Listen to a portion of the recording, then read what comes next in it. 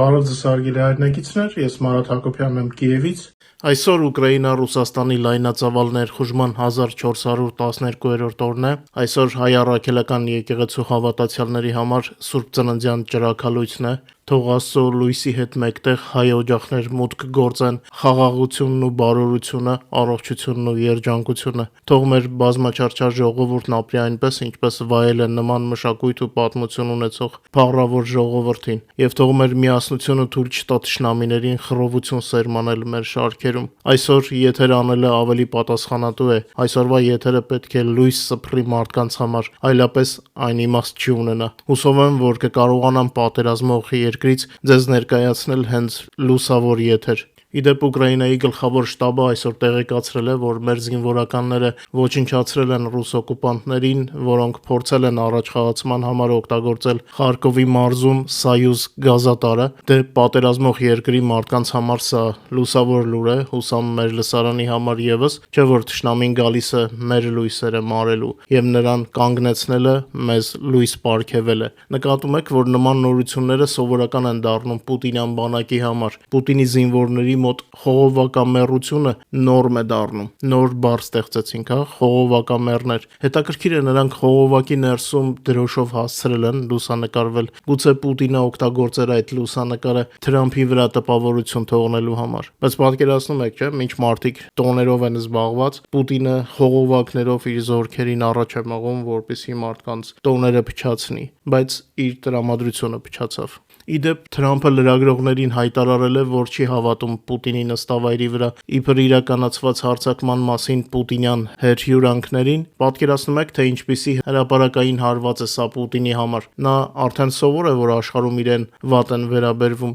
բայց այն ռուսների համար, ովքեր հույս ունեին կամ գուցե շարունակում են հույս ունենալ Թրամփին յուրային դարձնել, սա մեծ ստորացում է, երբ իրենց առաջնորդին փաստացի անվանում են ստախոս։ Չէ որ միայն ստախոսն է դիտավորել սուտ խոսում։ Չնայած ինձ թվում է Պուտինի աջակիցների համար դա նույնպես նորմ է։ Թրամփի հետ հուսադրող փոփոխություններ են տեղի ունենում, հուսանք նա կշարունակի նույն ոգով։ Բրիտանական Times-ը հանդես է եկել նորությամբ այն մասին, որ Իրանի հոգևոր առաջնորդ Այաթոլլա Ալի Խամենեին Մոսկվա փախուստի ծրագիր է պատրաստել երկիրը համակած զանգվածային բողոքի ցույցերի պատճառով ռեժիմի հնարավոր անկման դեպքում։ Իրանն ապրում է վերջին տասնամյակների հասարակական դժգոհության ամենամասշտաբային ալիքներից մեկը։ Զանգվածային բողոքի ցույցերը, որոնք բռնկվել են ծանր տնտեսական ճգնաժամի, ազգային արժույթի արժեզրկման եւ գների աճի ֆոնին, ընդգրկել են երկրի խոշորագույն քաղաքները։ Մարդիկ դուրս են գալիս փողոց, պահանջելով փոփոխություններ։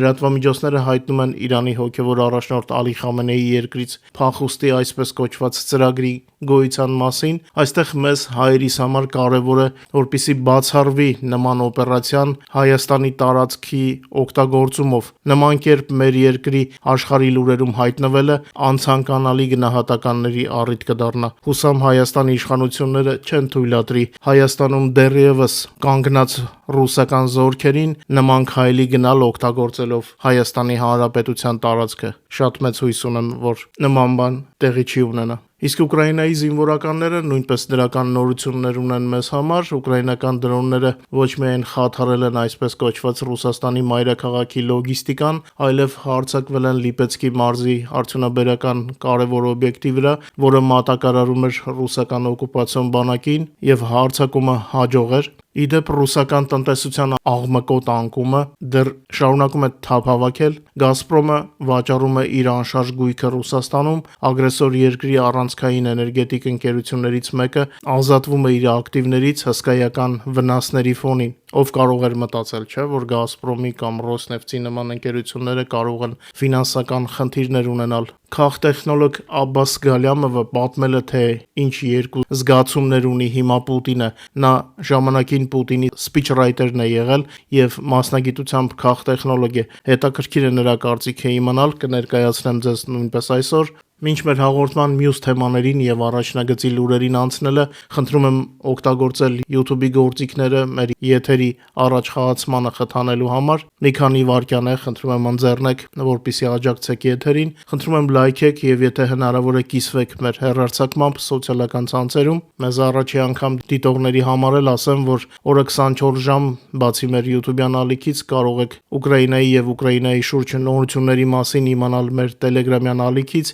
QR կոդը ձեր էկրաններին է, բաժանորդագրվեք եւ վայելեք։ Ինձ թվում է տոնական օրերին լավ տրամադրություն ապահովող ալիքներից մեկն էլ մեր Telegram-յան ալիքն է։ Իդեպ նախքան Պուտինի վախերի մասին խոսելը, ձեզ ծանոթացնեմ ուկրաինացի հայտնի գործիչ եւ ռազմական փորձագետ Դմիտրի Սնեգիրովի կարծիքին։ Նա համոզված է, որ այն թեզը, թե իբր Պուտինը տեղյակ չէ ռազմաճակատում տիրող իրավիճակից, ռուսական քարոզչության տար է, ուղղված արտասահմանյան լսարանին։ Պուտինը գիտի ճշմարտությունը ուկրաինական ռազմաճակատների իրավիճակի մասին, սակայն նա հնչեցնում է նույն թեզերը, ինչ իր քարոզիչները փորձելով օկուպանտների բանակի ճակերտավոր հաղթանակները մատուցել ռուս հանդիսատեսին եւ մոլորեցնել ինչպես ուկրաինացիներին, այնպես էլ մարդկանց ամբողջ աշխարհում։ Ես պարոն Սնեգիրովին շատ եմ հարգում, ժամանակին իր հետ հարցազրույցներ եմ արել հայկական թեմայով, հայոց ցեղասպանության ճանաչման մասին, շատ բան իմաց,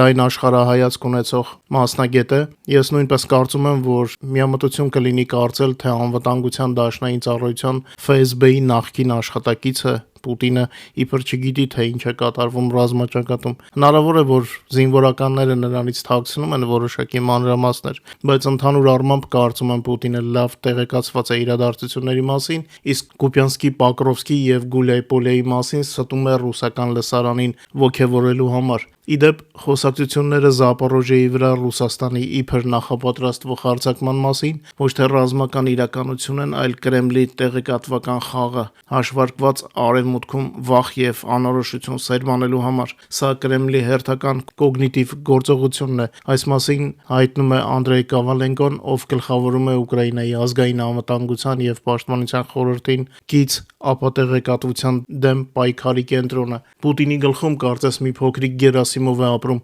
ով սնում է նրա հավատն առ այն, որ ճակատը կարող է շատ շուտով փլուզվել, ասում է Կավալենկոն։ Իսկ ահա քաղտեխնոլոգ Աբբաս Գալյամովը, ով անցյալում եղել է Կրեմլի ղեկավարի սփիչրայթերը, հայերեն ճառագիրը, բացահայտում է Կրեմլյան դիկտատորի վախերը։ Այժմ, ասում է Գալյամովը, Պուտինին տիրել են երկու էմոցիաներ։ Մի կողմից որպես ավտորիտար համակարգի գործընկեր նա իրեն նույնացնում է Մադուրոյի հետ եւ այս առումով նա վրդովված է ու վախեցած։ Ռուսաստանը իհարկե Վենեսուելա չէ, ուստի հույս կա, որ ամերիկացիները նման բան նույնիսկ չեն ծրագրում, բայց մյուս կողմից բացառել չի կարելի։ Եվ եթե նույնիսկ ոչ Պուտինի, ապա Խամենեիի կամ Կիմ Չեն Ինի հետ կապված ինչ որ բան կատարվի, միևնույն է վատ է, ներկայացնում է Պուտինի հնարավոր մտքերը Գալյամովը։ Մյուս կողմից, որպես գերտերության կարգավիճակին հավակնող երկրի առաջնորդ, Պուտինը իրեն ասոցացնում է Թրամփի հետ եւ այս մասով նա հիմա սարսափելի նախանձում է Թրամփին։ Գալյամովը գրում է, որ Պուտինը մտածում է, որ Թրամփի տեղում պետք է լիներ ինքը, հենց այդպես պետք է վարվեր նա ժամանակին Զելենսկու հետ, այլ ոչ թե այս ամենը։ Երեկ առավոտյան, ինչպես ասում է Գալյամովը, կարող էր մտածել Պուտինը։ Գալյամովը գրում է այս մասին եւ իր փորձից ելնելով ենթադրում, որ ռուսական ուժային բլոկի ղեկավարների համար շատ ծանր օրեր են սպասվում, ինչու նրանք կարող են, իսկ դուք ոչ։ Նման կարգի գոռոցները շատ կլինեն Կրեմլում, եզրակացնում է Գալյամովը։ Բացի այդ, թե Իրանում, թե Ռուսաստանում տեղի ունեցող տեղի դիկտատորներին մոտ կանգնած բազմաթիվ խաղացողների մոտ չի կարող չառաջանալ այն միտքը, որ պետք է կարողանալ ժամանակին ազատվել խելագարված առաջնորդներից։ Ի վերջո ժամանակի ընթացքում նրանք իրոք կորցնում են կապը իրականության հետ եւ ի վերջո համակարգը հասցնում են փլուզման։ Ամենակարևորն այն է, որ Պուտինը եւ Խամենեին այդ ամենը հասկանում են, ասում է Գալյամովը, հասկանում են ինչպիսի մտքեր են այսօր պտտվում իրենց որոշ զինակիցների գլխում, իսկ ինչպես ապրել այս ամենից հետո։ Իհարկե պետք է սկսել բանակցել ամերիկացիների հետ, բայց չէ որ տեղի ունեցածից հետո դա այնքան խայտարակ տեսք կունենա, որ պարզ չէ թե ինչից կարելի է սկսել նոր բանակցությունները։ Ով գիտի, միգուցե Դնեպր քաղաքում ամերիկյան ընկերության 300 տոննա ձեթին հարվածելը ռուսների կողմից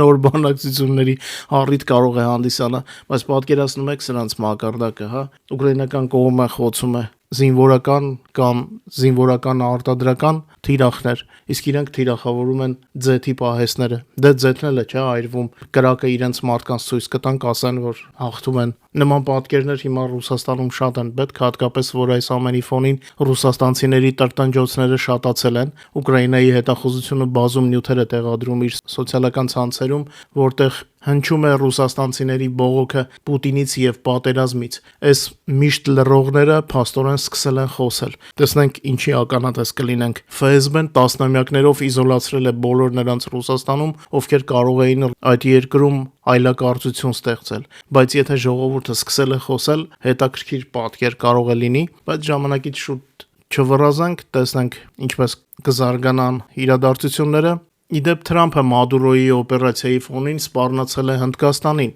Ամերիկայի նախագահ Դոնալդ Թրամփը ուժեղացնում է ճնշումը Հնդկաստանի վրա էներգակիրների ոլորտում Ռուսաստանի հետ վերջինիս համագործակցության պատճառով։ Նա ուղղակիորեն հայտարարել է, որ Վաշինգտոնը պատրաստ է նոր առևտրային մաքսատուրքեր սահմանել, եթե Նյու Դելին չկրճատի ռուսական նավթի գնումները։ Այս մասին հայտնում է Reuters-ը։ Իսկ ռուսական բանակը իր 5 գործին է։ Հավանաբար Կուպյանսկի վերաբերյալ ստի խայտարակությունից մաքրվելու համար պուտինյան զորքերը կրկին փորձել են օգտագործել խողովակը ուկրաինական զորքերի թիկունք անցնելու թափանցելու համար։ Իրադարձությունները տեղի են ունեցել Կուպյանսկի ուղղությամբ, թշնամին փորձել է օգտագործել Սայուզ գազատարը թաքնված դուրս գալու համար մեր ուժերի թիկունք եւ որպեսզի կարողանան նաեւ կուտակվել, ուկրաինական զորքերը ժամանակին բացահայտել են թշնամու մտադրությունը եւ կանգնեցրել են հակառակորդի գրոհը, ինչ մեղմ են, չէ, ասում ուկրաինական զինվորականները, կանգնեցրել են։ Հաստատվել է հակառակորդի առնվազն 40 զինծառայողի ոչնչացում,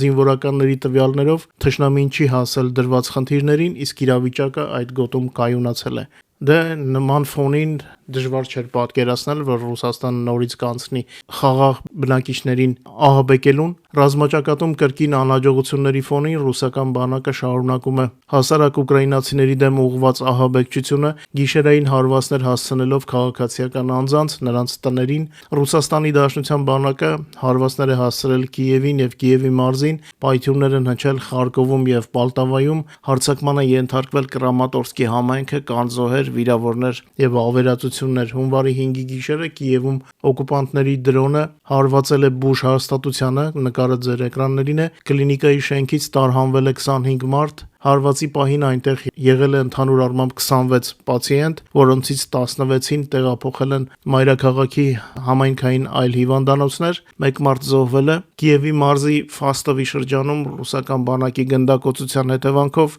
ավերվել է մասնավոր տուն եւ տրանսպորտային միջոց, եւս 12 տուն վնասվել է, զոհվել է եւս 1 բնակիչ։ Ուկրաինայի զինված ուժերի ռազմաօդային ուժերի տեղեկություններով հունվարի 5-ի գիշերը ռուսական բանակը արձակել է Ուկրաինայի ուղղությամբ 9 բալիստիկ հրթիռ, խոսքը Իսկանդեր M-ի մասին է, եւ S-300 զենիթային հրթիռներ, ինչպես նաև տարբեր տեսակի 165 հարվածային դրոններ, որոնցից մոտ 100-ը Շահեդ տեսակի։ Ուկրաինայի հոբ ուժերը խոցել կամ ճնշել են 137 օդային թիրախ, գրանցվել են բալիստիկ եւ զենիթային կառավարվող հրթիռների, ինչպես նաև 26 հարվածային դրոնների խոցումներ 10 վայրերում եւ խոցված անօդաչուների բեկորների անկում 9 վայրում։ Ռուսաստանը կրկին ապացուցեց, որ իր հարվածները ուղղված են խաղաղ քաղաքացիների դեմ, ավերելով բնակելի տներ, հիվանդանոցներ եւ ենթակառուցվածքներ։ Ուկրաինացի զինվորականները շարունակում են հաջողությամբ հետ մղել հարձակումները, իսկ իրավապահ մարմինները արձանագրում են ռազմական